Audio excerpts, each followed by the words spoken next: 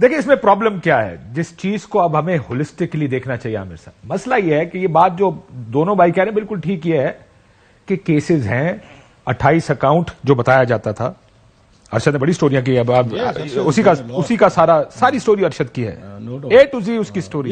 ये तो career boys story थी, कैरियर बॉयज के इंटरव्यूज उसने 16 बिलियंस की जो मनी लॉन्ड्रिंग की थी, एक एक चीज डॉक्यूमेंट अरशद ने सारा। उन्होंने कहा एक प्रोग्राम में जाके सुलेमान शहबाज ने, मैं इस आदमी को नहीं जानता, अगले दिन अरशद ने वो चेक दिखा दिया 99 लाख रुपए का, जो उसी लड़के के शनाख्ती कार्ड उसके नीचे छपा हुआ था जो उसने कैश मुलाजिमों के नाम पे, मनी लॉन्ड्रिंग के मुलाजिमों के नाम पे करोड़पति बना, जिनको पता ही नहीं था। 18,000 रुपए मुलाजिम रखा है उसके अकाउंट में, पता चला है 6 करोड़ 10-20 करोड़ पे पहुंच गए। So there are certain facts in that case, लेकिन यहां पर एक सियासत भी होती है इन केसेस के इर्द गिर्द। आमिर ज़िया साहब, मर्जी के लोगों के खिलाफ केसेस भी बनाए जाते हैं। अगर इजाजत है मैं चाहता हूं आप दूसरा एंगल भी देखें कि यहां पर जब आप हुकूमत में आए, ये तो मुशर्रफ साहब का बनाया हुआ कानून था ना, वो कहता नायब एक आमिर ने बनाया था, बिल्कुल ठीक बात है, उसकी नोक पलक तो आपने ठीक करनी है। अब डेमोक्रेटिक गवर्नमेंट आ गई, बजाय इसके कि आप उसके अंदर से खामियां निकालें, ये खामियां नहीं निकाली गई, उसको कमजोर कर दिया गया, कानून ही कमजोर कर दो ताकि हमें ना पकड़ा जा सके आगे आगे।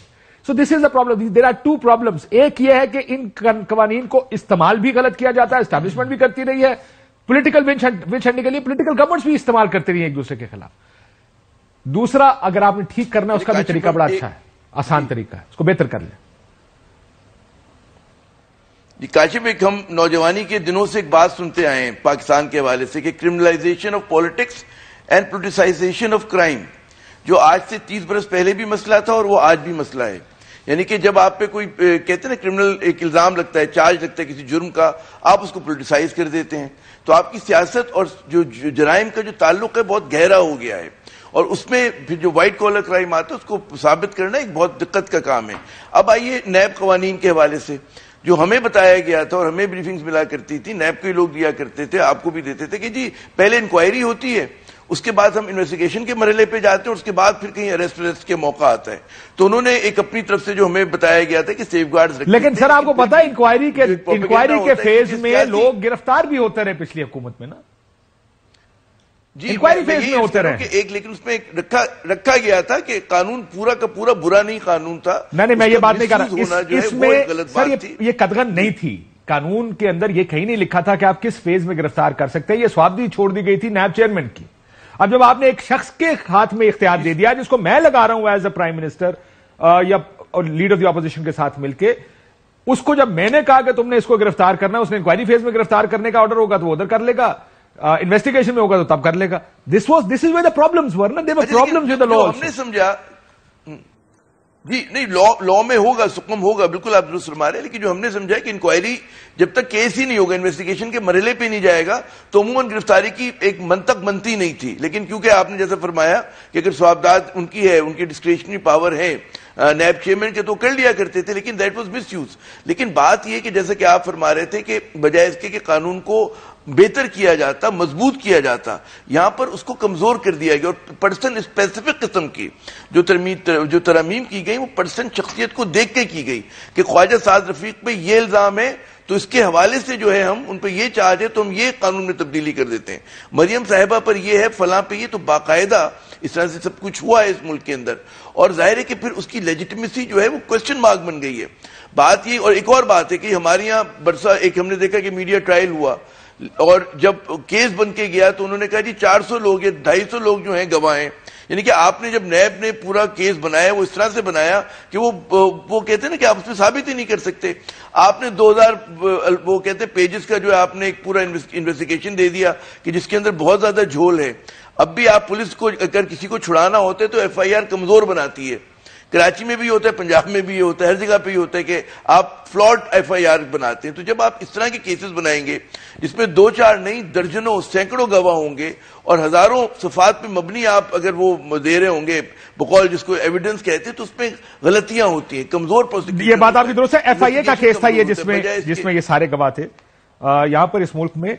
जी मैं वही ओरिजिनल नैब में भी हुआ और FIA में भी हुआ है। ओरिजिनल्स गायब हो गए, ये करेंगे तो जानबूझ के केसेस को खराब कर देते हैं। ओरिजिनल्स गायब हो गए, फोटो कॉपियां रह गई, उस बुनियाद पर भी सियासी केस, जरदारी साहब का केस इस बुनियाद पे बंद हुआ था कि ओरिजिनल्स गायब हो गए, صرف فوٹو کاپیاں رہ گئی. اس پر تو فیصلہ نہیں. افضل صاحب آئے تھے جو اس ڈپٹی چیئرمین نیب تھے, وسیم افضل صاحب تھے, وہ باقاعدہ کورٹ میں پیش بھی ہوئے. وہ لوگوں کا ٹرانسفر ہو گیا, ریکارڈ بھی کروایا تھا, جو ہوتا ہے کسی کا انتقال ہو گیا, کاغذات چوری ہو گئی, سب ہوتا تھا. مجھے ایک بڑے رہنما نے کہا تھا جنہوں نے بڑے بھگتے مقدمات, اگر انیکسپلینڈ ویلتھ آرڈر کی کاپی مجھے لا دیتے.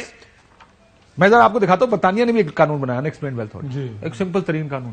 آپ ثابت کریں گے سرکار نے 2 چیزیں ثابت کرنی. انہوں نے کہا ایسٹ آپ اطہر کاظمی ہے, یہ ایسٹ آپ کا, یا آپ کے کسی جاننے والے کا, بتا دیں کہاں سے آیا. اب آپ کی ذمہ داری آپ بتائیں. انہوں نے ختم کر دیا. یہاں پہ ہم نے اس کو ختم کر دیا. نہیں, white collar crime is impossible to proof. اصل میں بنیادی اس میں جو وجہ ہے نا وہ یہ ہے کاشف صاحب کہ یہاں پہ یہ احتساب کے نام پہ سب کچھ ہوتا رہا لیکن احتساب نہیں ہوا. ٹو بی آنےسٹ ہمیں سچ بتانا چاہیے قوم کو کہ یہاں پہ کوئی بھی احتساب نہیں کرنا چاہتا تھا.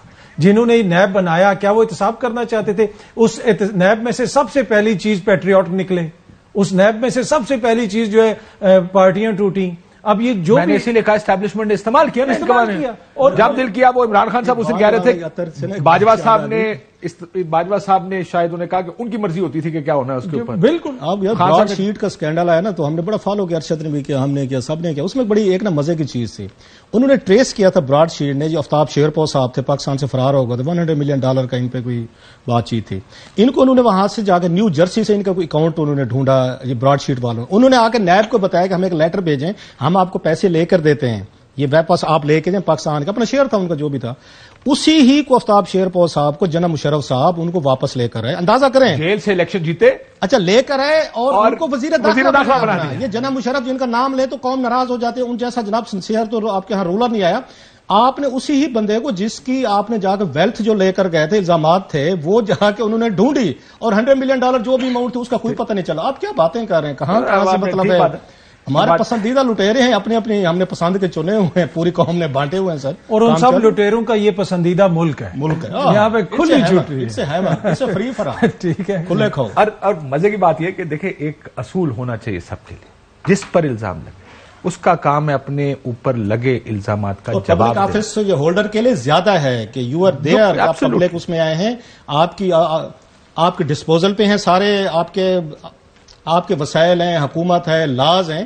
آپ لوگ آ کے یہاں لوگوں کی آگے زندگیاں بدلنے کے لیے ہیں کہ اپنی فارچونز بدلنے کے لیے ہیں. مطلب پہلے تو یہ فیصلہ کر لیں آپ نے کرنا کیا ہے. انہوں نے اپنی زندگیاں بدلے, انہوں نے کہ عوام تو ہمارے نعرے مارتی رہے کہ ہم بانٹ دیں گے ان کو اپنے اپنے لٹیروں میں. اور جس پہ الزام لگتا ہے وہ ریاست کو کٹہرے میں کھڑا کر دیتا ہے, چاہے وہ کوئی بھی ہو. انتقام ہے, اس نے کیا, اس نے